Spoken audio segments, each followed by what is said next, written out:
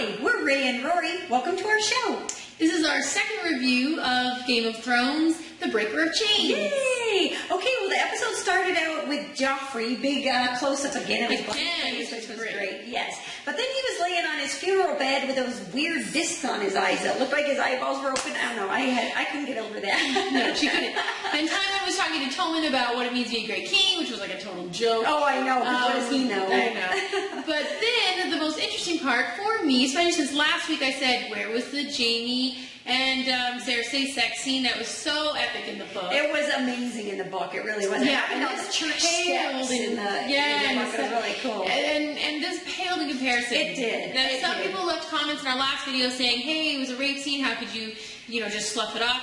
I don't consider it a rape scene, neither does Rory. I mean, first of all, if you're going by the book and we're doing like a book TV comparison, which is what we're doing. Right. Oh, yeah. She wanted Jaime. Oh, yeah. She begged for him all the time. Even in the scene in the show last night, I don't think she was saying, no, I don't want you. She was saying, no, it's not really cool to do that next to her dead son.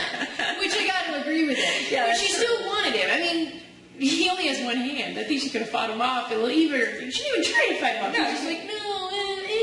Yeah. I just didn't consider it rape. Sorry for those of you who are sensitive to that, but I didn't see it that way. Yeah. Well, anyway, and again, from the book, she was always begging him for it. So, so that's where we're coming from. But anyway, yes, we were. It wasn't a great scene. We were hoping for, something epic. Usually they bring the book to life on the show so epically, and so we were disappointed. That would fail. Right. But Sansa, in good news, made it out onto the ocean with Littlefinger, so that was good. That was very important. She needed to get away. We're not going to give away any spoilers. We know where she goes, but it's again, storyline. For the readers, you're right here with us. Yeah, that's right. It gets good. And speaking of,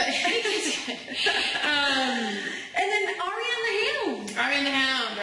That's a great part. And I like them together, just traveling around together. Yeah, they're cute. While it lasts, it's fantastic. It is. They're such barbarians. Oh, I know. That rabbit stew. Oh my gosh, I know. And that man and his daughter was so sweet. Bring them in, give them the stew. The poor guy. We're talking about putting all your cards on the table. That's what I would do. I'd be like this trusting man. Hey, you take all my stuff. Hey, I've got some silver saved back. Yeah, and then I would be whacked in the head like that poor guy. I mean, he did have a point. They weren't going to last, but I think the guy would have gone out with a little more dignity than he afforded them. So. I know, so that was sad. But now they're on the road again with some silver in the, if we want to look at positive for Arya and the Hound.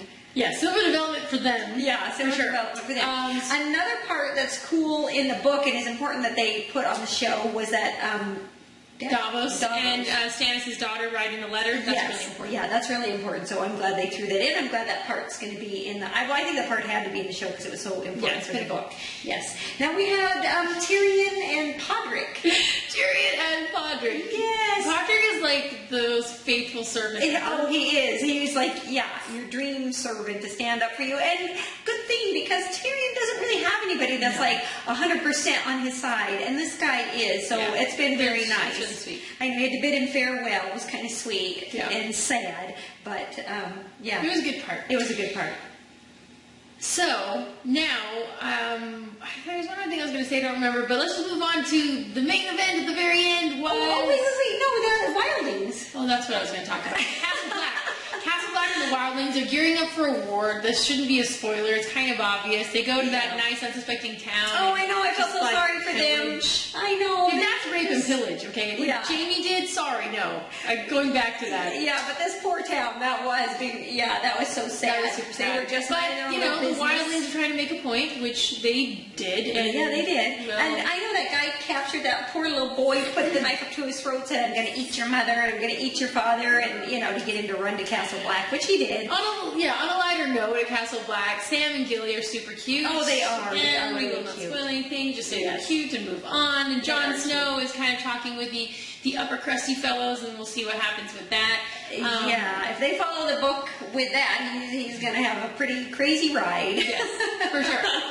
Prince Oberyn is one of my favorite characters, especially in the show, because in the book he doesn't get a lot of face time because there's just so many people. And I know there are. We love you, George R. R. Martin, but everything goes like this. So there's just not a lot of time to give to each person. But I like him in the show. The orgy scene I thought was super funny, especially when Tywin comes in and he's like, hey, you want to take a seat? And it's like, no. That was pretty funny. And then just to see Tywin in a brothel was a good time.